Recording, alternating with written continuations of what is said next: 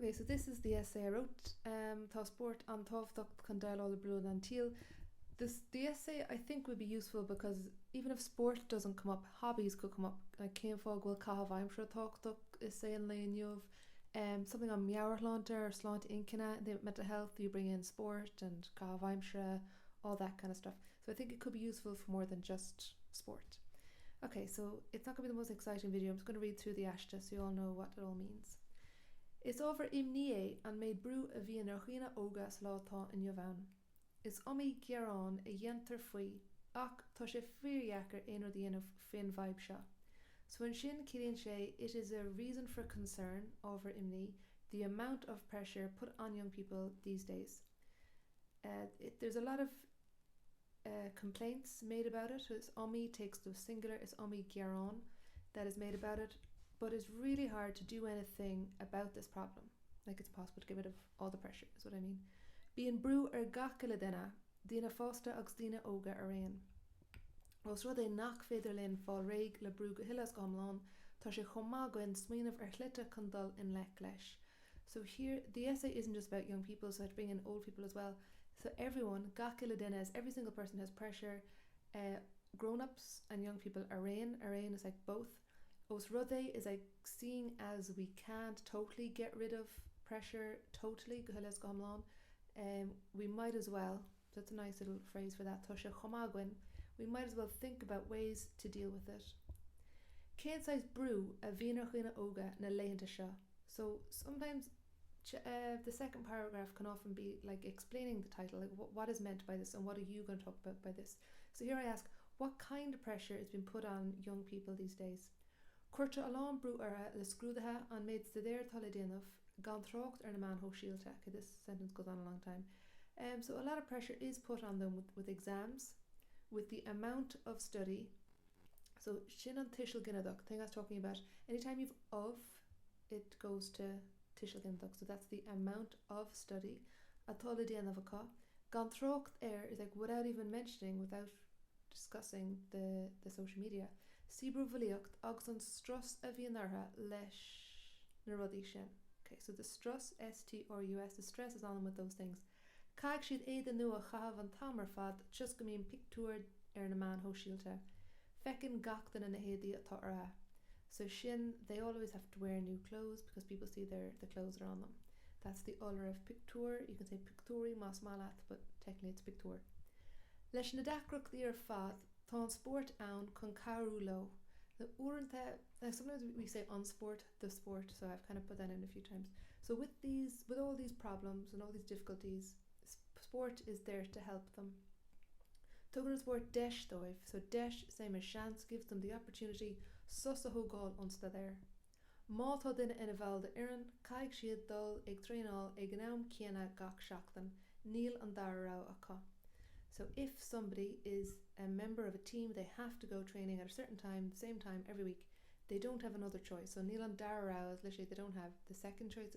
What it means is they don't have another choice in order, seriously. Like really.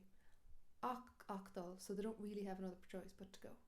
Fog and show. So this is another na for your aiste. So this leaves, like this means, Gavayan siad sus realta onsta there agus own mrú seo. So they get a regular break from the pressure.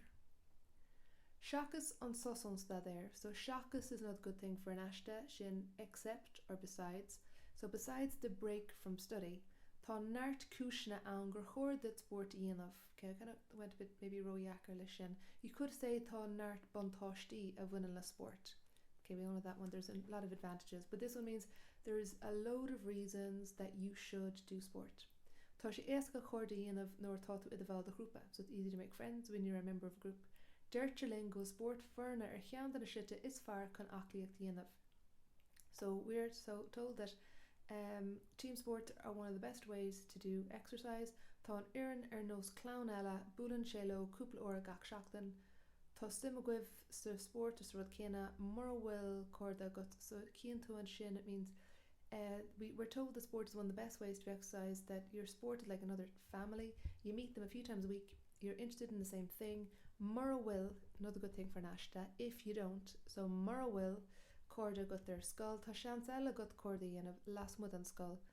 le de chlabáú. So if you don't have friends in school, you have another chance to make friends outside of school.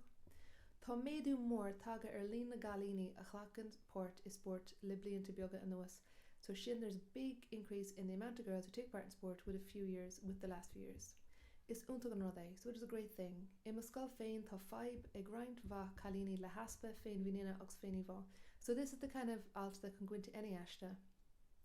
Talking about generally shin the lack of self-confidence and féini va nachlor untag, so they don't have a very good self-image.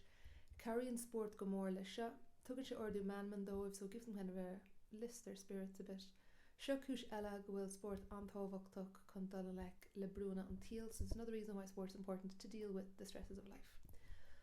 Tá seanach le der ní húsal ná ísal ach hús shall ach hir shall. So that's the seanach I put in. It means that like there's no one is always at the top or no one's always at the bottom. There actually means no one. It comes from the caste system that used to be in Ireland hundreds of years ago, that no one could always in the nobility and no one's always in the peasants. There's you up for a while and down for a while, meant you a bit of social mobility. So it means that like nothing lasts forever really. I mahurum cílíonn sé sin go dórlaíonn rudí maithe agus droradí de gach duine. Má tá duine híos feag tamalaín nó shall. So to me this means that good stuff and bad stuff happen to everyone. If you're down for a while, which is another word for shall is amount of time, is féile sport cowrulo. So anyone who's down for a bit, sport can help them. Ach beg dra leihananta, so that's bad days, dra leihananta aka. I gursi sport lesh. So in kind of terms of sports that also have bad days. Kailik shid clihi agus ornta beg shid fóca earn media agus, so they'll lose matches, they'll be left on the bench. Agus big diama arha. Is rud ma isha moona shadoiv godorli and drordi. So moonin is the verb to teach, because you know moon tour. So it teaches them that bad stuff happens sometimes. Falmin shid skillnas a tlisha. So in this way they learn skills and they learn how to deal with stuff. Voron chushna. So like that little knot means for a lot of reasons. Ta kahav I'm sure tábhachtach duchina oga. Okay, I kind of made this maybe a bit too much about dini yoga when the aiste isn't about dini yoga, so you could just said duchina.